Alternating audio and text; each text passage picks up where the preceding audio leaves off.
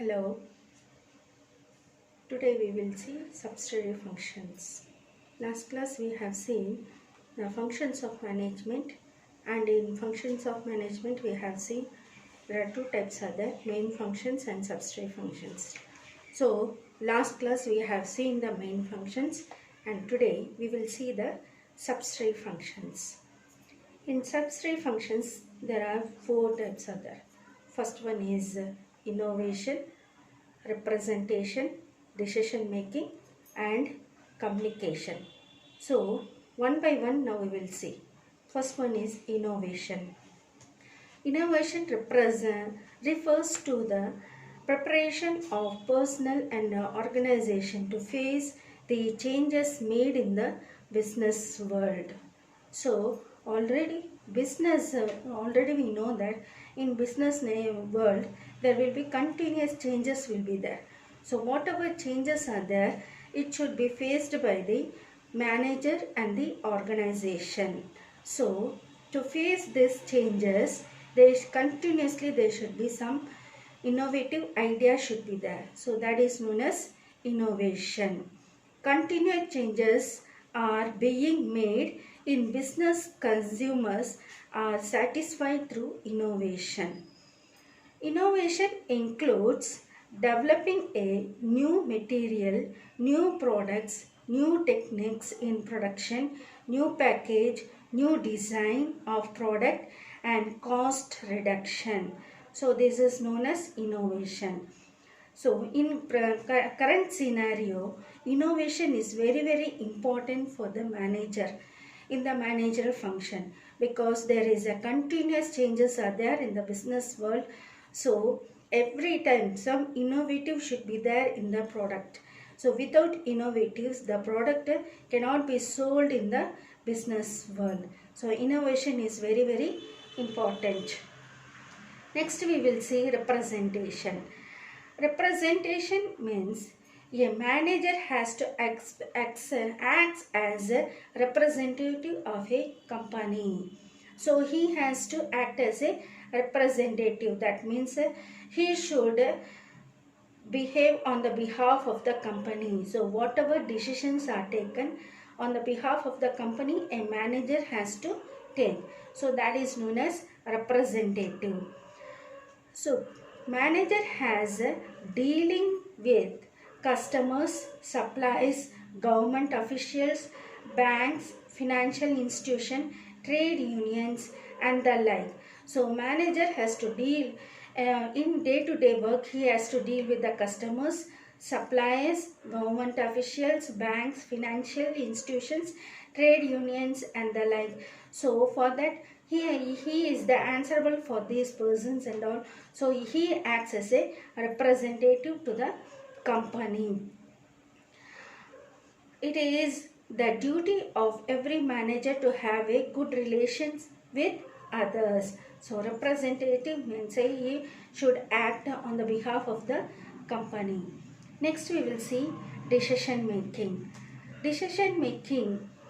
A decision represents a judgment, a final resolution of conflict of needs. Here resolution means to do or not to do.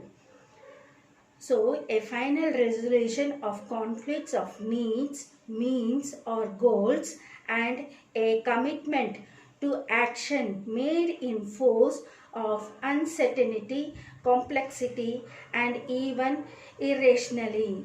So whenever there is some uncertainty is there, so manager has to take decisions according to that. If any complexity is there, then also he has to take the decision, even irrationally. Irrational means the management and employees, if they are not irrational, at the time the manager has to take the decision. Decision making is an act of projecting one's mind upon an opinion or a course of action. So decision making is nothing but it is an act of projecting one's mind upon an opinion or course of action. Decision making helps in smooth functioning of an organization. So these decision making at the time to time, the manager has to take the decision which helps in the smooth functioning of an organization. In decision making, three aspects of human behavior is involved. Now we will see what and all are the three aspects. First one is cognition. Activities of mind associated with knowledge is known as cognition. Conation. The action of mind implied by such words as willing, desire and aversion. Next one is affectation. That means the aspect of mind associated with the emotion, feeling, mood and temperament. So decisions are involved in these three human behavior only. So the manager has to take the decision according to that. Next, we will see communication. Communication is the transmission of human thoughts, view or opinion from one person to another person. Communication is the process of passing information and understanding from one person to another person. So, we are passing the information which is known as communication.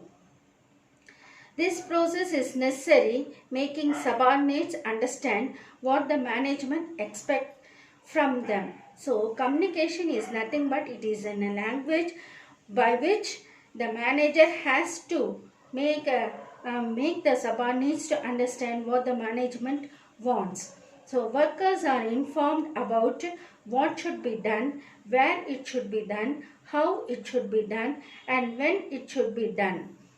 Communication helps the regulation of job and coordinates the activities.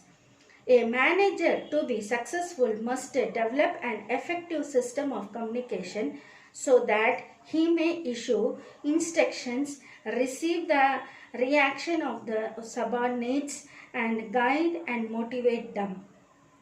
So, manager to be successful must develop effective system of communication. He must know how to speak with others, how to make the others to do the work. So he should know. So he should communicate with his subordinates, give them instructions, receive the reactions of the subordinates and guide them, and he has to motivate them. So these are the four subsidiary functions apart from the main functions of a manager. So scholars in the field of the management have their own classifications of functions management, classification of function of management. Some scholars add few functions and delete some other functions. So these and all are the subsidiary functions. Already we have seen the main function. These are the subsidiary functions. By these I complete this chapter. Thank you.